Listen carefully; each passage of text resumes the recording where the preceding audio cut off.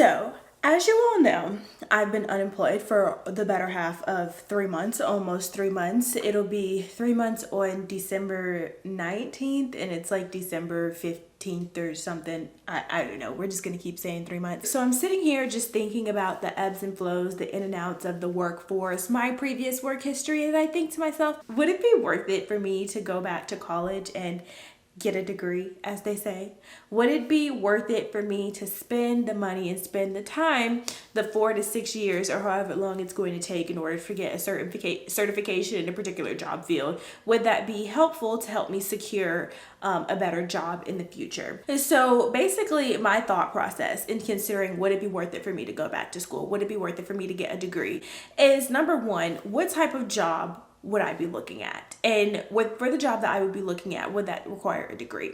Now, we all have goals in life, and my ultimate goal, of course, is to be a full-time self-employed, not even an entrepreneur. I just want to be self-employed. However, we do know that there are stepping stones that you need to take in order to get there. You have to pay your dues. And so if I were to go back to school, how would that aid in my initial goal, becoming self-employed and becoming an entrepreneur? How would going to school help that? Well, of course, you could go to school and get your business administration degree, but the thing about a business administration degree is it going to necessarily train you in the realm of being self-employment, in the realm of starting a business and entrepreneurship? And I believe that is true, because when it comes to starting a business, there are a lot of things that I believe that the college skips over that is not necessarily worth the money that I'm paying for. So for example, let's say, for a very quick example, I want to start a boutique. Okay, I don't, but I'm just saying if I did, I would need a brick and mortar store, or I would do it online. And so I have to create a website. The quickest way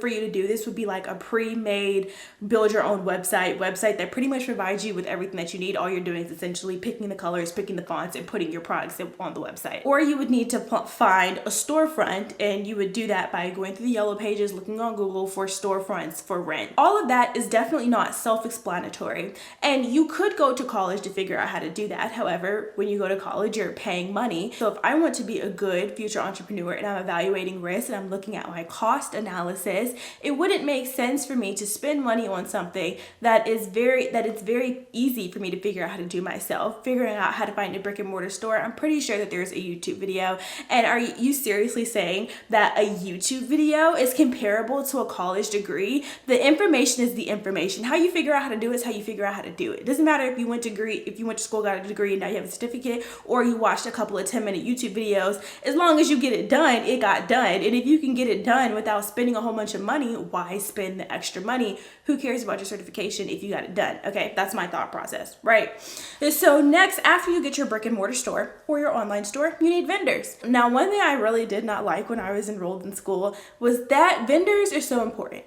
Unless you're making stuff from scratch, you need vendors. And college really does not teach you how to source vendors. That is something that you have to figure out on your own. Unless you are a major company and you have your entire procurement department, you are going to be sourcing those vendors on your own. And it does take skill. Of course, you have your Alibaba and you have your AliExpress. That's the go-to for everybody. And that's what a lot of companies use. But it does take a lot of work to source a vendor. But that's not something that college, the business administration degree, really will put you in the direction of. And for me, because that is such an essential, vital part of owning a business, knowing your vendors, and they're not teaching you how to do that with the business administration degree, that to me would be another thing that I'm missing out on with the money that I'm spending. So it didn't really make sense in the cost analysis. Secondly, after you get your brick and mortar store, after you get your vendors, you have bookkeeping, accounting, money, cash flow, and you also have a customer service, recruiting, HR, and dealing with employees. And what I've learned so far about becoming an entrepreneur is that you wear many hats.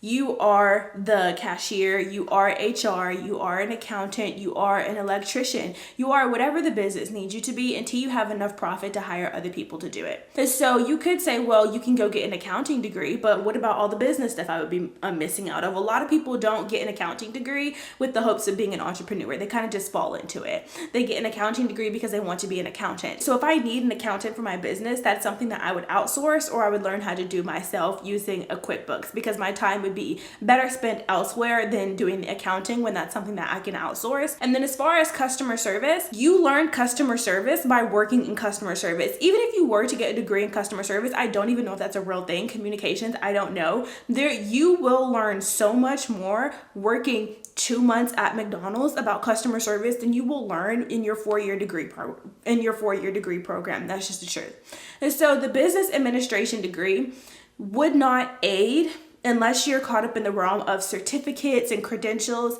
It would not aid in my initial goal of becoming an entrepreneur. So there would only be one other reason for me to go to college, and that would be to get a job that is completely separate from the initial goal of becoming a self-employed entrepreneur. That would be just to get a job to keep the lights on. And my serious issue with that is because it's completely separate than what I'm doing now, that's going to take up a lot of time, and it's going to take up a lot of my attention. So if I dedicate 4 to 6 years of my life getting a degree, I would get a degree in medicine so I could be a labor and delivery nurse. That would require a lot of time and my attention, which would take away from my initial goal. And that's really a huge caveat that I have with going to school and getting a degree in something completely different than business or anything that I'm doing now, is that it's going to take 4 to 6 years off of my initial goal.